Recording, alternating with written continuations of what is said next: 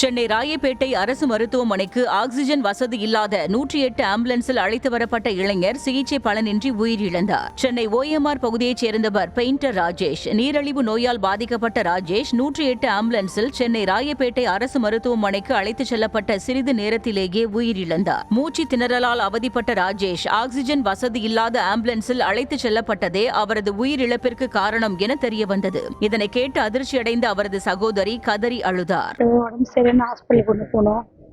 ஆஸ்பத்திரிக்கு கொண்டு போகிறப்ப அவங்க ராயப்பேட்டைனா எங்கன்னா எதுனா கூட்டிகிட்டு போயிடுங்க, கவர்மெண்ட் ஹாஸ்பிட்டல் கொண்டு போயிடுங்கன்னு சொன்னாங்க.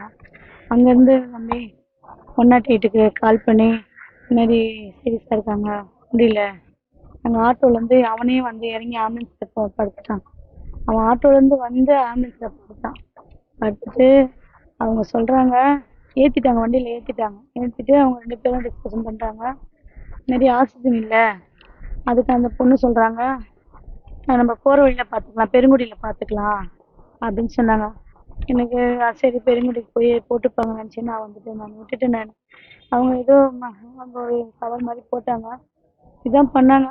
ஆக்சிஜன் ஆனால் அவங்களும் ஏதோ பண்ணுவாங்க இங்கே பெருங்குடியில் நிற்கிறேன்னாங்களே, இன்னுமே நிற்கலையே, இன்னமும் அது ஒன்றுமே பண்ணல. அவங்க பல்ஸ் பார்த்தாங்க, பல்ஸ் அவங்க யார்கிட்டயும் கால் பண்ணி சொல்கிறாங்க அவன் போயிடலாம் கொஞ்சம் பரவாயில்ல, கான்சியஸாக தான் இருக்கிறான், என்னமோ சொல்கிறாங்க அவங்க. எனக்கு அவனை பார்க்க, அவன் என்னை நல்லா பார்க்குறான், என்னை காப்பாற்றுங்கன்னு சொல்கிறான். என்னால் முடியல, நான் தனியாக இருந்தேன், என்னால் ஒன்றுமே பண்ண முடியல.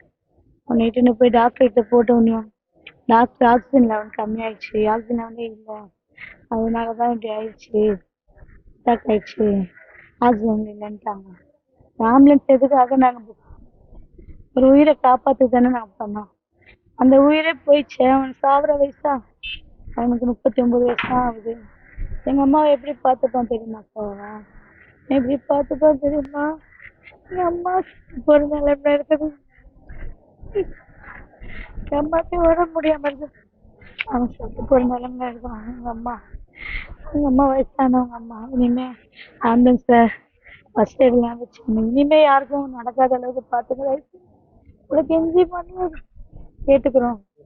அது செஞ்சது எதுவுமே நாங்கள் உங்களை நம்பி, நாங்கள் தான் ஏழைங்க நம்ப எது நல்லா பண்ணிடுவீங்களா, படிக்க தெரியல, இவங்க சாதாரண ஆள் அப்படின்னு நினச்சி நீங்கள் செஞ்சிடுவீங்களா? நாங்களும் மட்டும் தானே, எங்களுக்கும் குடும்பம் தானே இருக்கும், எங்களுக்கும் வலி வேதனைலாம் இருக்குல்ல.